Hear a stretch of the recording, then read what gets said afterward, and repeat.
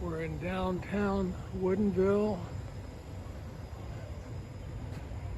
New Woodinville, enjoying their building art, and that definitely looks like wood to me.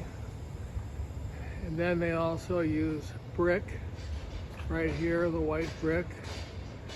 Look at the connection plaza. I'm not sure what that's called, but bike rack. Look at the nice big sidewalks. Street trees. I don't know if these are probably six-story buildings. Beautiful landscaping.